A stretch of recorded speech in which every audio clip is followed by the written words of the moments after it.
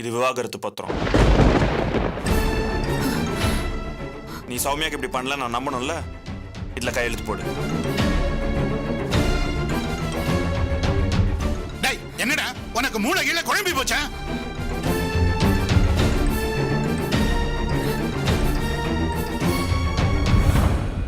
மாமா நீங்க ஆமா தாரணி, கையெழுத்து போடு.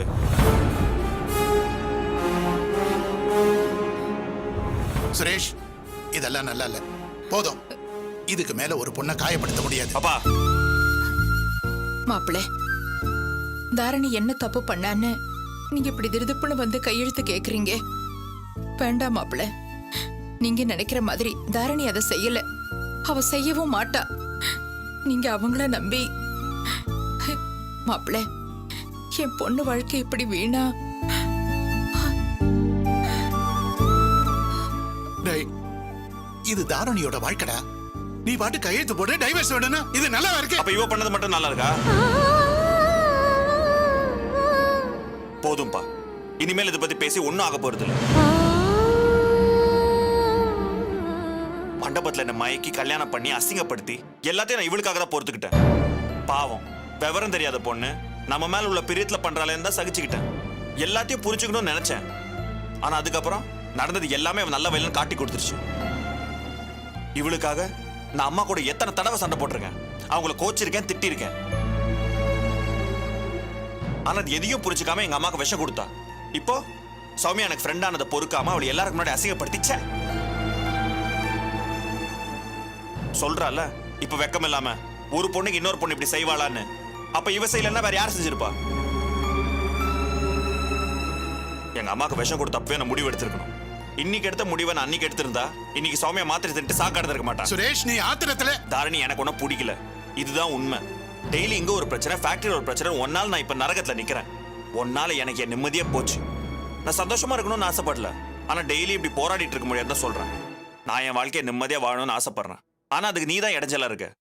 என்னைக்கு என் வாழ்க்கையை விட்டு போறியோ அன்னைக்கு தான் என் நிம்மதியும் சந்தோஷமும் திரும்பி வரும். கையெழுத்து போடு. என்னடா விளையாடு?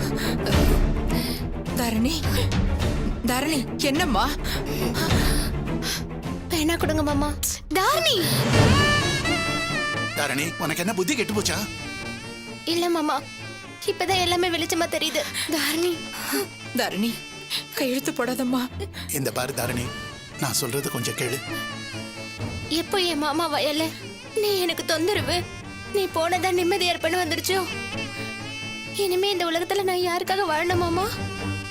நான் யாரை சந்தோஷப்படுத்த நினைச்சனோ அதே மாமா வயல்ல இருந்து நான் தொந்தரவுன்னு வந்துடுச்சு. என்னால என் மாமா நரகத்துல இருக்கணுமா? வேணாம் மாமா.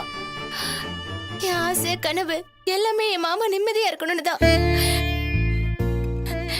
அதுக்கு நான் கையெழுத்து போடணும். என் மாமா எப்பவுமே சந்தோஷமா இருக்கணும்.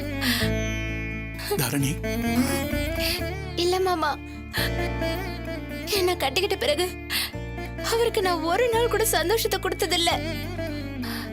எங்க கல்யாணத்துக்கு அப்புறம் சுரேஷ் மாமா என்கிட்ட கேக்குற முதல் பரிசை நான் எப்படி மாமா மறுப்பேன்?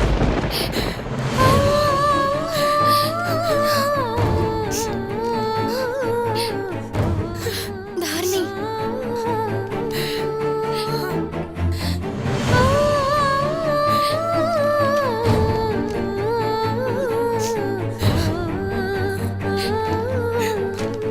தேங்க்ஸ். அண்ணே, என் மக வாழ்க்கை இப்படி நாசமா போயிடுச்சேன்னு பாத்துக்கிட்டு நிக்கிறீங்களே அண்ணே.